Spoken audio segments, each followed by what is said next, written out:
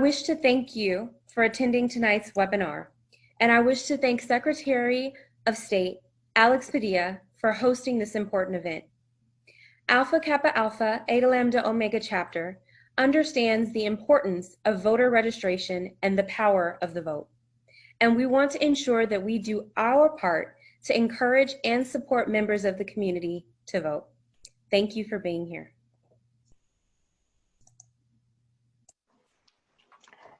Thank you so much, Ashley. Good evening. My name is Patrice Marshall McKenzie, and I am so delighted that you have all decided to join us tonight. We are here to have an important conversation with Secretary of State Alex Padilla. As you know, we have a critical election that's coming up in November, and we want to make sure that you are prepared, knowledgeable, and ready to vote. We want you to be able to do so in the safest possible way, in the most efficient way, and in the most convenient way for you. Today happens to be Black Women's Equal Pay Day. So what that means is, unfortunately, there's still a huge pay equity gap, and that Black women will work 224 more days into 2020 to earn what our white male counterparts earned in 2019. So we have that and many, many other reasons to make sure that we are voting, because Black women are known, when we go to the polls, we don't go alone. We take our parents, our siblings, our children, our cousins, our friends, our neighbors, our church members, our sorority sisters, our link sisters, any organization that we are a part of, we are going to mobilize and take everyone with us. So we are so happy that you are here to make sure that you know the best possible way to be able to vote safely in November, exercise your civic duty, and help your friends and neighbors know how to do so in the safest way. At this time, I do have the honor of introducing our speaker of the hour, Mr. Alex Padilla, Secretary of State for the state of California. Mr. Padilla is no stranger to public service.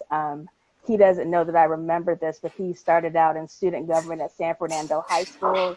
He has served in the city council, he served in the state legislature, and he now is the Secretary of State, which means that he is the keeper of elections for the great state of California. Mr. Padilla, thank you so much for being here. No, thank you for having me, and good evening, everybody. I know it's been a busy week. It's been quite an adventurous year, and I don't know where you're tuning in from, but it's hot outside where I am. 100 degrees all week this week in the San Fernando Valley. Thank you for not just the invitation to share some timely, good information with everybody, but frankly, thank you for your commitment. I know service is a big part of the organization, and your pledge to AKA. It's a big week for AKA. Some alumni or some members in the news, I should say. Here in the state of California, hope you know Tamara Raspberry from my office. She's the one that coordinated this. We've been on the virtual Zoom tour, making sure that, first of all, we're sharing information that everybody needs to know as a voter. Once you know about some of the changes and why we have some of the changes in place for this November's election, we're going to be asking you for some help, both in spreading the word, and if you're willing to do a little bit above and beyond committing to voting and voting, we're going to have that for you too. But look, I think it's is only obvious and logical that we're going to have to get ready for this November's election a little bit different because of COVID-19. Let me actually take a step back and bring us all mentally back to the month of January 2020. It's been a little bit of a roller coaster last few years, a lot going on in the political world. I will just leave it at that. But come January this year, I knew it was palpable. Everywhere I went, people were excited that finally the year was here, that we'd be able to vote again. Not just, but especially for President of the United States. Whether you care about healthcare, whether you care about safety in our communities, whether you care about climate change, pick your issue. There's a lot at stake this year. And, we had our California primary was in March this year. We moved it up early, trying to be influential in the presidential nominating process. We had record registration. We had record turnout in March. So all signs were great for the health of our democracy from that perspective. And then a couple of pretty significant things happened. One, COVID-19. Our primary was March 3rd. It was about March 13th that declarations of emergency were being issued, stay-at-home orders soon followed, and all those sorts of things, and our lives were turned upside down.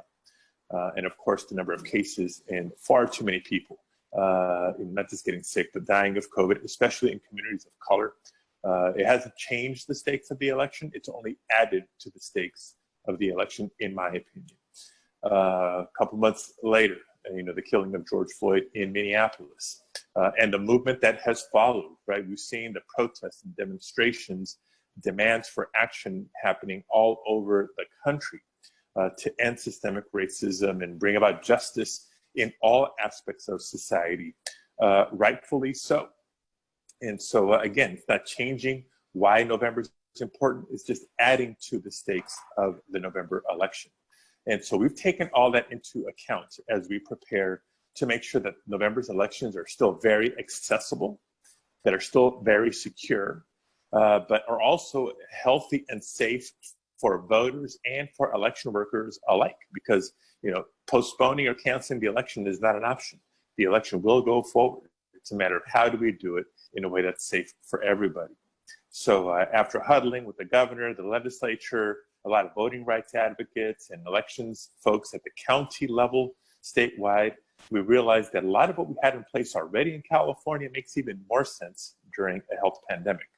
So change number one, every voter in California will receive their mail-in ballot a month before the election. Whether you signed up for it or not, whether you've asked for it or not, whether you voted by mail in the past or not, every active registered voter will receive a vote by mail ballot the first week of October. I just think it's going to be the safest way to go. You can fill it out in the comfort and safety of your own home, and you'll have options for how to return it. You can mail it back, and in California, we're going the extra mile. You don't even need stamps anymore. Return postage is prepaid. So the quickest, easiest way to return your ballot is to mail it right back. Second, every county is going to install what are known as ballot drop boxes throughout the county. So kind of like a mailbox, but clearly marked for ballots only. And any voter can deliver their ballot to any drop box in the county convenient to them in the weeks leading up to the election. Or if you really want to, you can drop it off in person at any voting location. That's your choice. But the point is everybody should expect the ballot in the mail and choose how they're going to return it on a timely basis. And so let me talk about those dropping it off in person opportunities. I know California has not just the largest and most diverse population of any state in the country, we have the largest and most diverse electorate of any state in the country. And there's a lot of people who need to vote in person, whether it's an accessibility concern, whether it's language assistance. I need to replace your ballot, so I'll anticipate a question already. What do I do if I lose my ballot? What do I do if I make a mistake? You can get that ballot replaced if you show up at a voting location in person. And in California, we have same-day registration. So people who have procrastinated and missed what used to be the registration deadline, you can still show up in person and register and vote. And in most counties, voting will take place not just on Tuesday, November 3rd, what's formally known as Election Day, but over the course of 4 days. So minimum 3 days of early voting, Saturday, Sunday, Monday, plus Election Day itself. And even Election Day, kind of paused using Election Day. We really have to start thinking about it now as the last day to vote. It's not the only day, it's the last day to vote. Because we're encouraging people to vote early. And let me tell you why. The more people we can get to vote early, whether it's by mail or safely in person, means less people lining up on Election Day. So the lines, we want them to be shorter, not longer. We want the crowds to be smaller, not bigger, to try to make sure it's a safe experience for everybody, for voters and poll workers alike. For the people who do vote in person, expect a little bit of a different experience. Just like we can't go to the grocery store the same way anymore. It's going to be the case at voting locations. There's going to be signage. There's going to be physical distancing, plenty of masks, and we'll bring your own mask. We'll have a few extras for those who don't, but bring a mask. We'll have hand sanitizer. Workers will be donning all the protective equipment, whether it's face shields and gloves and everything else, to make sure we keep everybody as safe as we can during the COVID-19 pandemic. So that's kind of an overview of how we're going to administer the elections.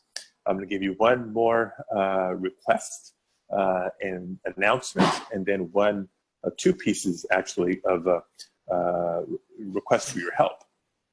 The last tip we have for all voters is, look, if you're registered to vote already, and I know pretty much everybody on this call is, we're going to encourage you to verify your registration status. So before we mail out ballots, we know that we're mailing it to your current address.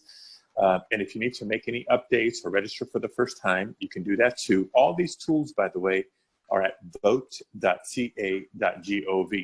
So Tamara, if you do me a favor and put that in the chat box so people can do that. Your options on vote.ca.gov includes voter status. That's where you verify your record. If you need to register, you'll see that as an option, register to vote, or you can go straight to registertovote.ca.gov. Another option you're going to see, there is a new tool that we have called Where's My Ballot? Very scientific and technical name to our ballot tracking system. So now every voter in California can sign up to receive either text message alerts, email alerts, or automated phone calls with the status of your ballot when it's working its way through the Postal Service, both on its way to you, the voter, when it's on its way back to the county. Patrice, imagine getting an alert that, yes, we confirm your ballot was received and counted. I think it's great for transparency of vote by mail, because there's some people trying to attack vote by mail right now. It's great for accountability, because we can see as the ballots are moving through the mail system, if there's any bottlenecks, if there's any delays, you can jump on that. And ultimately, I think it's great for peace of mind. So you know that, yes, your ballot was received and counted, because we do everything we can to protect voting rights in California. And so I want to end, before we open it up to your questions, with, I guess, the two pieces of help that we can use. Every county in California has been letting my office know that they need help on two fronts. Number one, finding new voting locations. Some of the locations that we've used in the past, if you've ever voted in a retirement home, for example, you know that doesn't make any sense anymore, not during COVID. Or sometimes polling places have been in residential garages. That doesn't make any sense anymore because of COVID. It's not just finding replacement locations. We need safer, larger locations. You're not going to go into a polling place anymore and have 25 booths all stacked up side by side. We've got to space them out at least 6 feet. So we need larger locations. If you have any good ideas on what a new voting location can be for your county, please let us know. And we'll pass those along to that specific county for them to check it out. And so, Tamara, maybe you can add the email address there in the chat box. You can send us your ideas at democracyatwork, all one word, democracyatwork@sos.ca.gov. Or if your company, your business, your organization has facilities that they'd be willing to lend, that might be a good voting location, even better. We'd love to check it out and facilitate. So that's one request. The other is poll workers. If we had all the voting locations that we could ask for, that's great, but they're not helpful if we don't have people, the volunteers, to help conduct the election in November. And as you can imagine, for those of us who have voted in person in the past, a lot of senior citizens and retirees that we've counted on are not going to be available this November election for obvious reasons. They're the most encouraged to stay at home by their doctors. So we're on a mission to recruit a whole new generation of poll workers.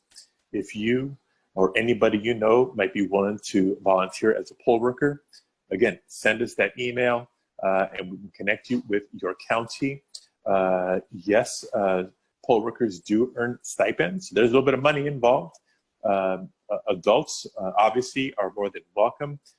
high school students, we have a pretty robust student poll worker program. So even the youth in your family or in your community, if they're 16 or 17 years old, with the permission of their school and the permission of their parents, they can work as poll workers too. You know, they'll go through all the proper training and they will receive the stipends as well.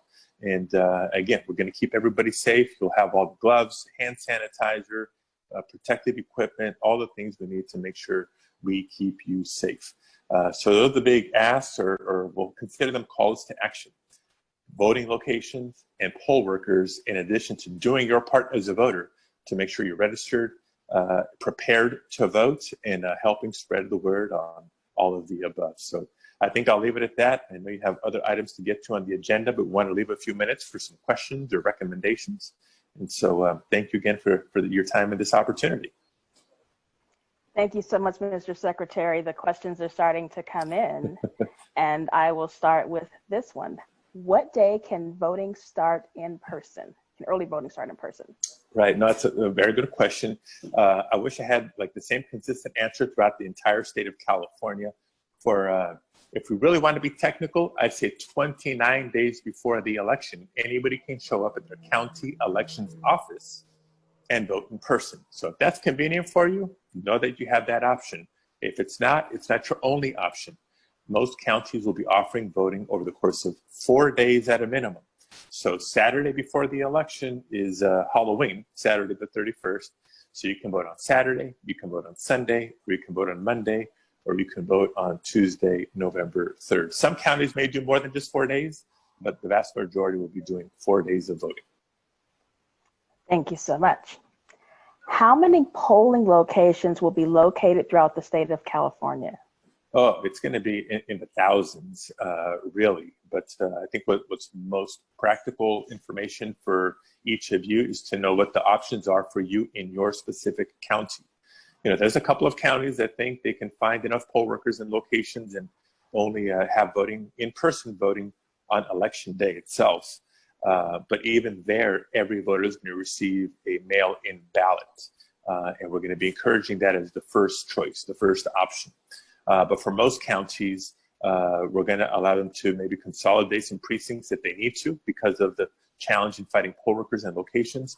But they're going to have these locations open for at least those 4 days that I'm talking to you about. So, you know, you're going to have a convenient location.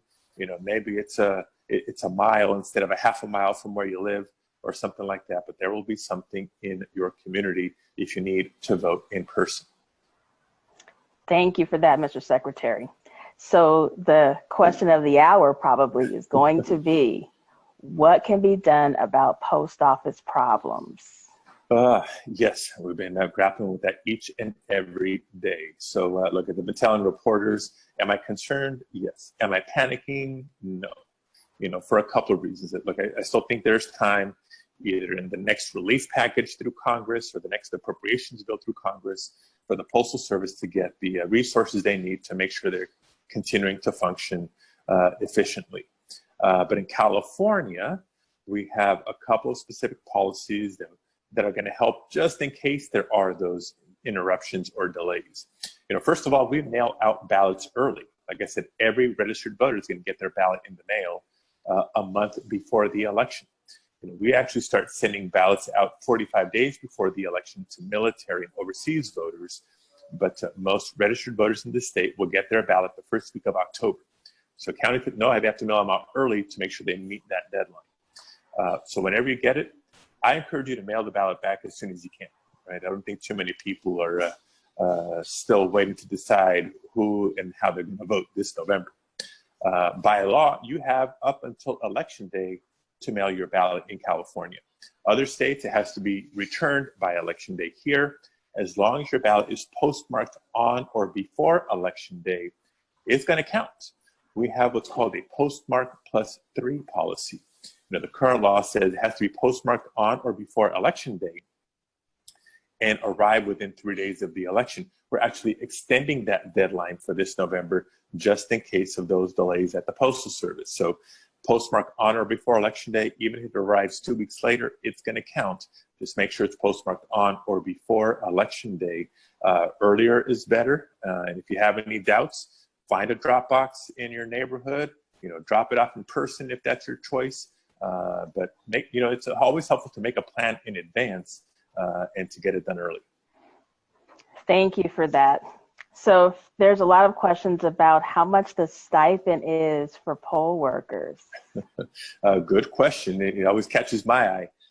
It's a little bit different in each county, but it's usually at least about $100. Maybe it's 90 or 95, but about $100, depending on the county in which you live. Anybody who's bilingual, sometimes there's a bonus for people who speak more than one language. And I know, look, all the members on this call are very smart. I know that. So some of the smart people are identified pretty quickly by elections workers, and you may see yourself recruited as a supervisor. And maybe there's a little bit of a bonus for some additional responsibility. I saw in the chat box there, $100 per question mark. That's per day. So if you're working the 4 days, that adds up, plus the time for training as well. So look, I know I can use a little bit of extra money in my wallet. My kids are eating me through house and home. So if that's of interest to you, that's just, I think, an added incentive. Thank you, Mr. Secretary. So there's questions about the drop boxes for ballots in addition to polling places, and there's concerns about where they will be located and how will those boxes be secured. Right, no, good question. And so every county actually receives a lot of public input as to where those ballots are located, making sure they're convenient and visible and accessible for voters. But if you have suggestions as to where, they're always looking for those suggestions. But from a security standpoint, no, we have high criteria that they have to meet. I mean, they're all military grade. They're at least as safe and secure as regular mail boxes. The vast majority of them, there's either a 24-hour personnel staffing, if it's in a retail center or something like that, or at a minimum have some cameras on them just to ensure security. We've been using drop boxes in California for many years and haven't really had any problems. So we think we got it going pretty good. Thank you for that. I know I've taken mine to my local public library in the past, and it's a secure box, very similar to the ballot box you see at your polling place. Right. So the next series of questions is, can you drop off another registered voter's ballot at the county registrar's office prior to election day? Yes, great. So, just to reiterate the options, you can, once you have your ballot, you can mail it back. You can take it to any drop box. You can drop it off at any voting location, or sometimes something unexpected happens, a child gets sick or what have you. Know that each voter has the right to choose for themselves who they trust to return their ballot for them, if they want or if they need. So if you haven't mailed it back, haven't sent it to Dropbox, can't drop it off in person, you can decide for yourself who you trust. It used to be more limited. It could only be a spouse or a child or a parent. I know I trust my neighbor, and so if I get tied up and my wife is busy, I trust my neighbor to return my ballot for me, and you have that same option, whoever you trust. So just to reiterate, you can send your ballot back with a trusted friend, neighbor, or relative. Yeah. And they also mentioned a couple more things about vote by mail, because again, I know there's folks trying to get us to not trust vote by mail. I already talked about the transparency of where's my ballot, ballot tracking. One other important security measure that we have is what we call signature verification. When you mail your ballot back, if you've never voted by mail before, you need to sign the back of the envelope. There's a space on the back of the envelope on the outside that once you put your ballot in and seal it, you sign the back of the envelope when you mail it back. The reason that's important is when your ballot arrives at the county, before they even open the envelope, before they even count that vote, they check the signature of the voter on that envelope against the signature on record as part of your voter registration. And if it matches, they know it was you. If you forgot to sign the envelope or the signatures don't match, the county will try to contact you to first of all, make sure it was you. Did you just forget? Let's fix that. Has your signature changed? I know mine has since the first time I applied for a driver's license. maybe we need to update your signature on file. Or if it wasn't you, then okay, now we know we shouldn't count that ballot. Maybe we need to look into this a little bit. So remember to sign the outside of the envelope where where they asked you for it. Thank you for that. Next question is, why not use churches as possible polling locations? It's not a why not. I love the idea, and many counties do use churches. Sometimes people say, well, there's services on Sunday, so is that going to interrupt with, voting if they're not available all 4 days or what have you? But a lot of churches I know have either rec rooms or community rooms. They usually have plenty of parking as well. And so, no, larger churches with facilities are absolutely good candidates for being a polling place. So to push further on the polling place topic, 2 questions have come in. One is, if every voter is going to receive a vote by mail ballot, then why the need for in-person polling locations? Yeah, no, I get the question. Second question would be, okay, how will poll workers and poll employees address non-mask wearers who show up? Okay. So the non-mask wearers, look, it's I think public health guidance and directives to wear a mask, wear a mask, wear a mask. Let's keep each other safe and healthy. But if somebody shows up and refuses to wear a mask, we can't deny them the right to vote. We all know how important and frankly sacred the right to vote is. And we all need to vote in the spirit of Congressman John Lewis, who we just lost, right? The right to vote is sacred. But for people who refuse to wear masks, we will set up alternative accommodations. They're going to be more distant, more separated from everybody else if they refuse to wear a mask, but they still should be able to vote. We'll have some extra masks on hand in case people forgot theirs or didn't bring one. We'll hand them one. Hopefully they'll put it on, at least while they're voting. We all got to do our part. Remind me the other part of the question. If everyone is receiving a ballot, then why in-person polling location? Why in-person? Look, because I don't think it's an either or. As I mentioned earlier, there's nearly 21 million people registered to vote in the state of California. Even if 90% of people voted by mail, the other 10%, you're talking about more than 2 million people who are going to need some sort of in-person option. We don't want to go all vote by mail just because of COVID, and all of a sudden there's people who aren't able to exercise their right to vote if they needed that in-person option and didn't have it. Different reasons for needing to vote in person. Even though we have remote accessible vote by mail systems for individuals with maybe some sort of disability, we know that in-person voting is accessible everywhere, from the location to the voting machines themselves. Some people may need some sort of assistance in filling out their ballot, and they have the right to get that assistance if they need it, language or otherwise.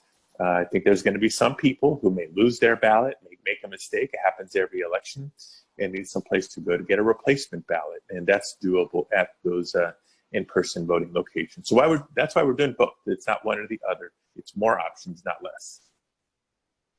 Thank you so much for that. So speaking of voting, can you talk a little bit about eligibility to vote for vulnerable populations, homeless people, people who are formerly incarcerated, people with that may need some assistance, ADA assistance, and what that looks like in terms of accessibility in advance of coming to their polling place to vote and before the election? Great. No, absolutely. Very, very good question. So, accessibility is huge. We just celebrated the 30th anniversary of the Americans with Disabilities Act. And so it's been long-standing law in California that voting locations have to be accessible. Whether you're vision impaired, hearing impaired, maybe in a wheelchair, whatever it is, the voting location has to be accessible for all voters, because voting rights are paramount. And with the increase in popularity in vote by mail, California is on the leading edge of developing remote accessible vote by mail systems. You just have to make sure you make that request of your county on a timely basis. For other vulnerable populations, as you mentioned, yes, individuals experiencing homelessness can vote. If you're 18 years or older and a citizen of the United States, with very minimal exceptions, you have the right to vote. So starting with voter registration, when you register to vote, and there's two addresses that you're asked for.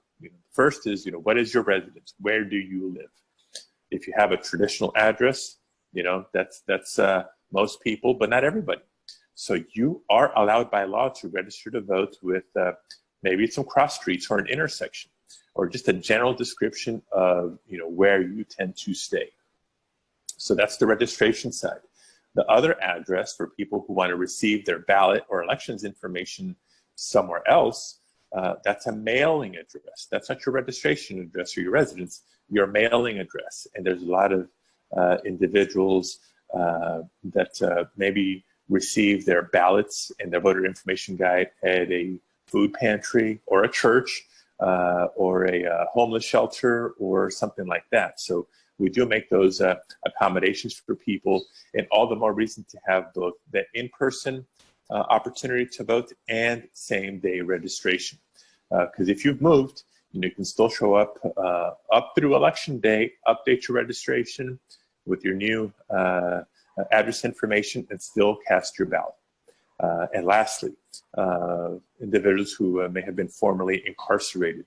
I think California is on the more progressive end of restoring voting rights to the formerly incarcerated. So real clear, one of those options on vote.ca.gov is restore your vote. Right? Current law in California says that if you are currently in state prison or on parole for a felony conviction, you cannot vote. Once your time served is done, yes, you can re-register and start voting again. Your rights are restored, right? And we're very precise. Felony conviction is felony conviction. Misdemeanor, you can still vote. State prison is state prison. County jail, you can still vote. And so we have to make those accommodations either with the county sheriff or vote by mail or whatever the case may be. So that's the law in California. That restore your vote option on the website takes you through a couple quick questions that once you answer, you'll get the information at the bottom. Yes, you're eligible. Here's what to do, or no, you're not, and here's why. But I also want to make a plug for a measure on the November ballot this November in California. Proposition 17. If Proposition 17 passes, if it's approved by the voters, then in future elections, individuals that are no longer in state prison, even though they're currently on parole, transitioning back into the community, will be able to register and vote. So there's about 50,000 people at least that would empower to register and vote in future elections if the measure passes. That's Proposition 17. Thank you for that, Mr. Secretary. So another question about vote by mail ballots. I can't remember which signature I used on my registration application. Will it make a difference? So good question. You may want to contact your county elections office and either update it or confirm. Like I said, if there's any issues when the ballot comes back, whether you forgot or the signature doesn't match sufficiently, they will contact you to correct it. They won't just discard the ballot. They will be attempting to contact you. So if you're getting phone calls and postcards from your county right after the election, don't ignore them. they may be for a good reason, but you can always update your record in advance if you'd like. Thank you for that.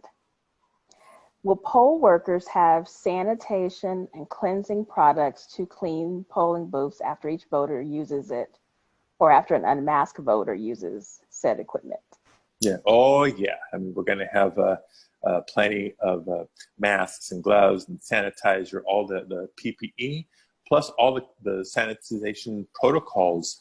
We're explaining this to all the locations that we're approaching to host voting. Look, we're going to deep clean on the way in. There's going to be regular cleaning during the course of voting, and we're going to deep clean on the way out. So folks who may be interested but hesitant to host voting, know that we're going to have that integrated into the experience. All the equipment has the protocols of getting wiped down in between voters, all those sorts of things. So we're taking it absolutely seriously. Just to lighten the mood a little bit, some breaking news in recent weeks. Some new innovative and creative locations that are going to be utilized as voting locations this year. Sacramento, a couple weeks ago, we announced that Golden One Arena, home of the Sacramento Kings, is going to be a vote center. And they're really going all out. They're not going to have it open for 4 days. They're going for 11 days of voting. So for residents of Sacramento County, if you want to vote in person, vote early is my suggestion, and bring your phone. It's going to be some pretty amazing selfies, I imagine, inside the arena. For folks in Southern California, Dodger Stadium will be a vote center. First team in Major League Baseball to announce that they're going to be hosting voting locations. So we expect a lot more announcements along those lines with creative, innovative locations to be able to vote in person. Do you have any sway with the Staples Center for the Lakers fans? We're working on it. We've been working on it for a few weeks. There's this guy named LeBron who's trying to help. This guy named LeBron, you might have heard of him. He's trying to help. So just trying to work through some security and access issues with them. But we're optimistic that might be a voting location as well. Awesome. We'll be definitely looking forward to that announcement should that come through. And we'll give you all the credit for it. So more questions have come in. How can participation in elections benefit issues that are most important to members of our community, such as education, economic opportunity, healthy communities, and even upholding the concerns and, I would say, advocacy issues around Black Lives Matter? Yeah, no, look, that's a great question. I think fundamentally that's what it's all about. If there was not power in our votes, there wouldn't be forces and people out there trying to make it harder for us to vote, right? We know that that's how we can make systemic change in the country. And it's twofold. Look, number one, it's through policy. Every time we vote, it's not just, your federal representatives, your state representatives, or your local representatives. We talked about just one of 12 state propositions on the ballot this November. There's a lot of public policy that's determined in every election.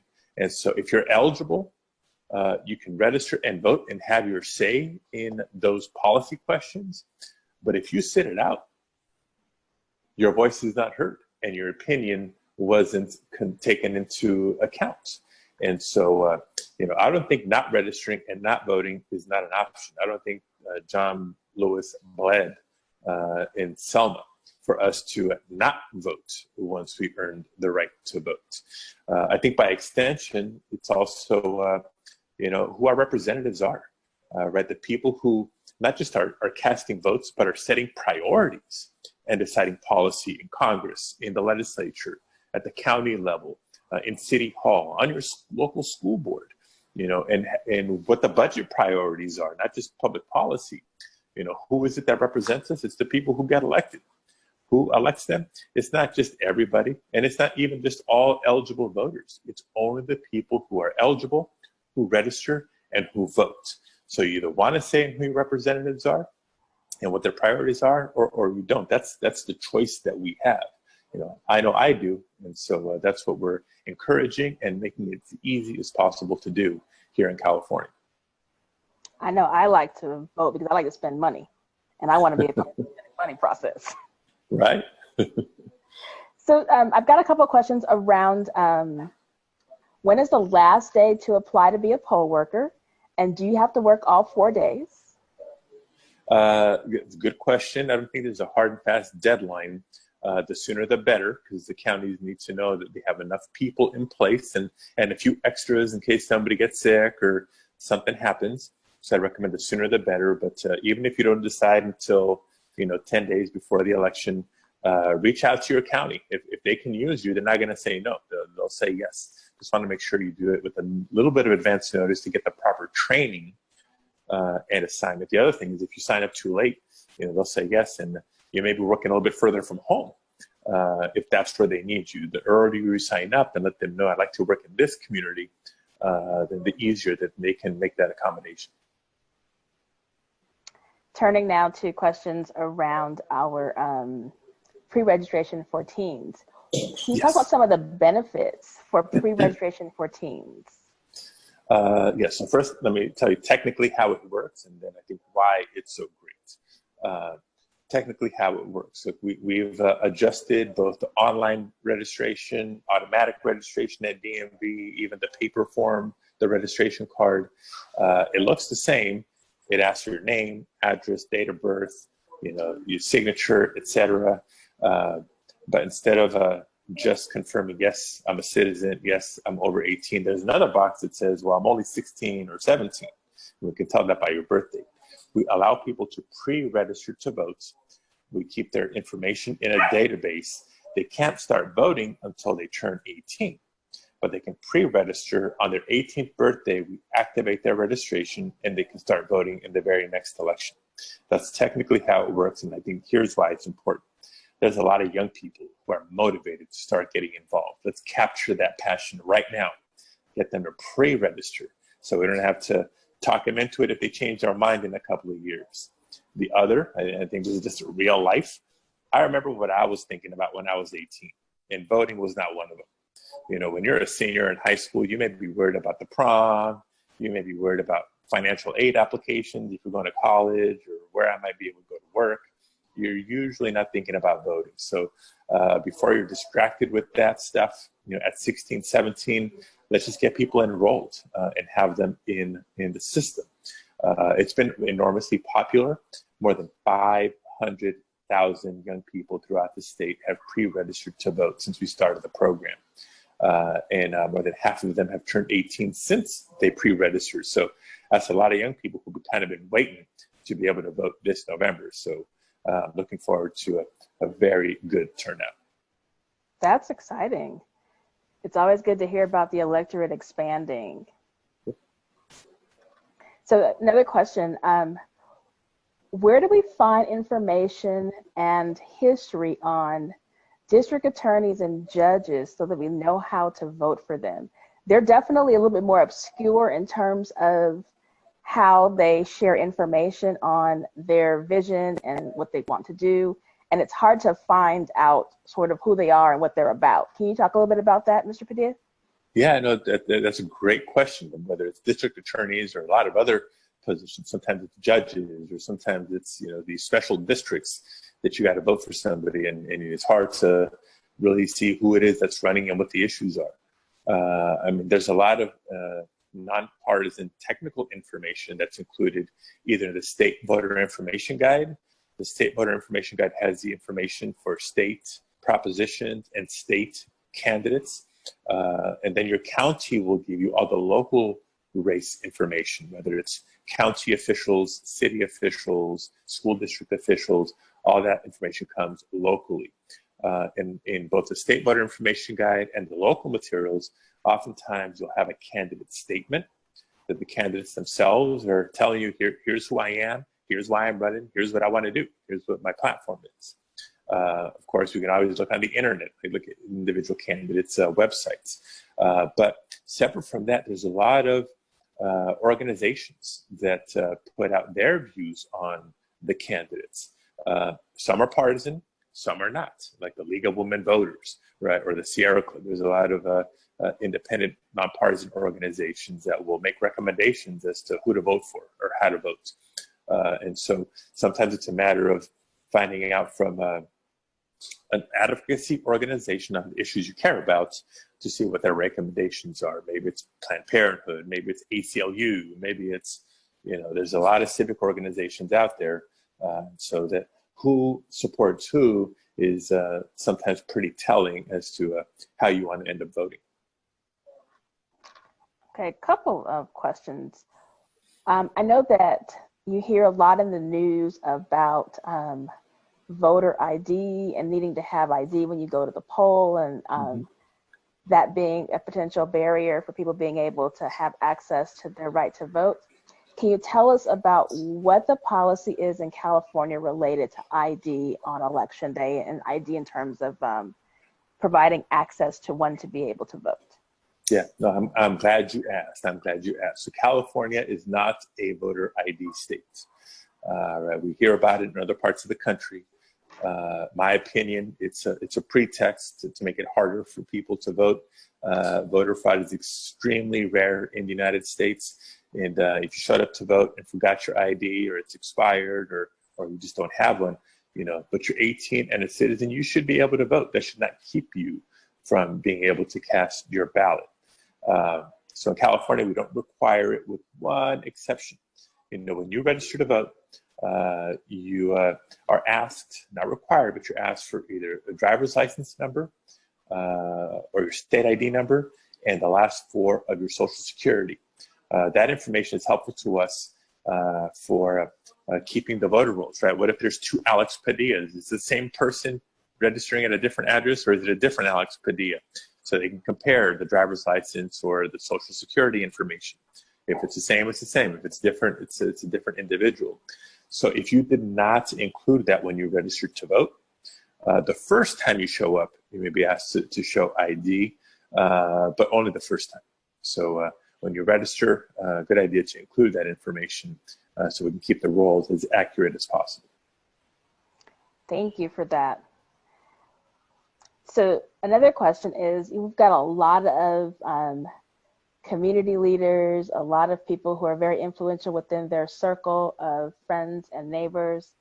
And the question would be, what role can members of Alpha Kappa Alpha, other Greek organizations that are online, or other community members that are here play in helping to increase turnout for November's election? Huge, huge, huge. Look, that's what it's all about, whether it's getting more people to register or getting more people to vote or participating in the census. We haven't talked about the census today, but that's hugely important, and there's still time to make sure all of our friends and neighbors respond to the census. Postcards from the government, that can help inform people who read everything, but that doesn't move everybody. Even politicians, when you hear the messages on television, that can inform a lot of people, but that doesn't move everybody. Usually it's, your friends, your social network, or local community leaders that people trust more. Yes, we need to do this. Yes, we need to vote. Yes, we need to vote yes on this, or for so-and-so, or we need to vote no on that, or against so-and-so. So look, each and every one of you is not just active individually, but a lot of people around you look up to you. And so here's your chance to be that leader. Be the one that bugs every family member, every neighbor, every coworker. Did you vote yet? Did you vote yet? Did you vote yet? That's what we need to do to make sure that we do what we need to do this November. I don't know about you, but another 4 years like the ones we've been getting through is not an option for me. Cannot imagine. Don't even want to. Yeah, let's make history, AKA in the White House, or right next door to the White House. From your lips to the voters of California. Let's do it. Let's also talk really briefly. You said there are 12 ballot initiatives on this year's ballot. Is there like a maximum number of initiatives that can be on a ballot? Or do you want to share a little bit about how the initiative process works? That's something that's probably really uniquely California in a lot of ways. Mm-hmm. And I'm not sure that we all fully have a sense of sort of what it is, how it came to be, and how it works, and why we still do it, quite frankly. Right. No, it's a good question, because it is very uniquely Californian. So I'll kind of give a brief overview, and I want to be respectful of everybody's time. So maybe we'll just one more question after this. So more than 100 years ago, people instituted the sort of an initiative process to try to hold the state government accountable, right? There might have been some corruption in years ago in California government. And so if the legislature and the governor were either doing bad things or were not acting on a certain issue, they created this mechanism for the people to be able to put a measure on the ballot and handle policy that way. So there's actually two ways that measures can get on the ballot. One is by the people. If you have an idea, you submit it in writing for all the legalese. You're given a green light to gather signatures, and it takes gathering millions of signatures in California to qualify a measure for the ballot, but it's done that way. Another way for propositions to get on the ballot is for the legislature to do so. They can pass a measure, even a constitutional amendment, and place it on the ballot for the voters to decide. So sometimes there's a few items on the ballot. Sometimes there's a lot. There's been more than 12 in the past, but 12 is up there. Usually there's only 3, 4, or 5, but there's no limit. If enough people qualify measures for the ballot by signature, or the legislature puts a ton of questions on the ballot for the voters to decide, it could be a lengthier ballot. There's no set limit, but there's usually only a few. This time there's 12. Thank you for that. And then our last question for the evening is just to reiterate around voter protection. The question is, even though if someone doesn't have, you shouldn't have to be required to show ID to be able to vote, what if someone is told that they have to, like, what is their avenue for recourse in terms of having the opportunity to either call someone, make the report, or what does the election sort of protection protocol look like? Right. So here's the couple of pieces of advice. If that happens to you, or some other issue, like what if you show up, you're registered, but your name's not on the list or something like that, insist, yes, you cannot ask me for a voter ID. That's not the law in California. It's actually prohibited. If they continue to give you a hard time, you can ask for the supervisor, because they should know better. There's a fail-safe option that we have. Like the last resort is what we call a provisional ballot. A provisional ballot is the same as a regular ballot, but what they do is they set it aside. They don't put it in with all the ballots to be counted yet. It's put in a separate envelope, kind of like a vote by mail ballot. You put your name, your address, you sign, etc. When that gets to the county officials verify, yes, so-and-so is registered, we're going to count this ballot. We get provisional ballots every cycle, 90+% check out, and they're counted. The other thing to keep in mind, every county, some political organizations, and even the Secretary of State's office, we have a voter hotline. So again, that information's on our website, or I'll give it to you now, 1-800-345-VOTE, 1-800-345-VOTE. If there's any issues, any questions, any problems, just give us a call. We'll chase it down with the county. Make sure the most important thing for us on election day is that you get your opportunity to cast your ballot, even if it's provisional. Get that ballot in, and we'll figure out the issues on the back end, but don't let anybody keep you from exercising your right to vote. Thank you so much for that. Again, that number is 1-800-345-VOTE. If you have been following the chat, there are a number of resources in there. The Secretary of State's website is probably a good landing point, which is www.sos.ca.gov. And from there, it's easy to navigate once you click on elections. Mr. Secretary, we want to thank you on behalf of all of the members of Alpha Kappa Alpha, all of our community partners, and all of our friends and guests who have joined us this evening. We are grateful for your time. You have been more than gracious with sharing with us, and more than helpful in terms of giving us some really good tools and nuggets so that we can make sure that we are being safe when we go to vote in November. We are exercising our right, and we're taking our friends and neighbors, and definitely going to grow and increase our turnout. Just some of the quick takeaways that I've taken some notes of over the course of this conversation is to remember to sign your ballot. Sign that envelope, and if for some reason you forget, please be sure to respond when your county election officer contacts you. They want you to be able to vote. They really, really do. Also, Restore Your Vote on the Secretary of State's website is the portal for formerly incarcerated individuals to verify their opportunities to re-register and vote. Also looking at remembering Prop 17. It might give people an opportunity who are currently on parole to be able to vote should the voters approve it. Look that up, get some information about it, and tell your friends and neighbors. In terms of election protection, you are not required to show ID in the state of California in order to vote. If you have any issues, any needs to talk to a supervisor, if that doesn't escalate your issue or get you the resolution that you want, dial 1-800-345-VOTE.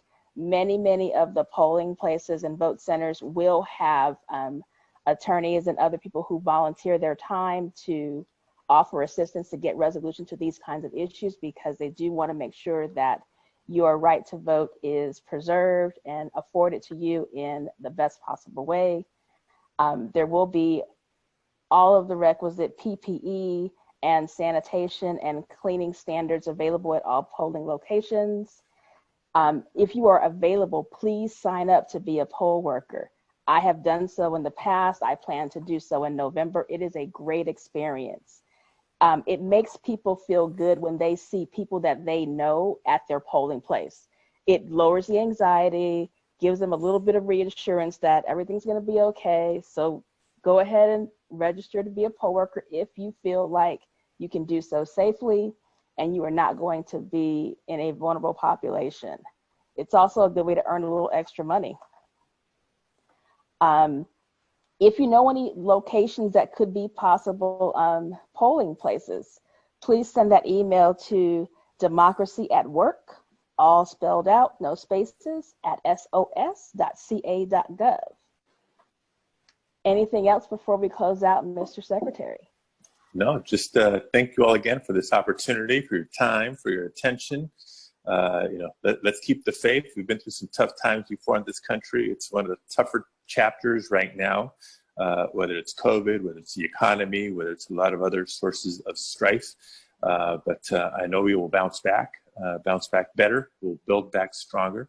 But we all got to do our part. So, as you can tell, we're hard at work making sure our elections will continue accessible, safe, and secure. But the biggest responsibility in all this is of each and every one of us, making sure we're registered, making sure we vote, and making sure we spread the word. So thank you again for this audience. Please stay safe, and let's keep each other in our prayers. Thank you so much. You're getting a lot of love in the chat, Mr. Secretary. You got a lot of fans on the line. All right. Thank you. Thank you. Don't forget again. Have a wonderful evening, and we are so grateful for all of you who have joined us tonight. Thanks so much.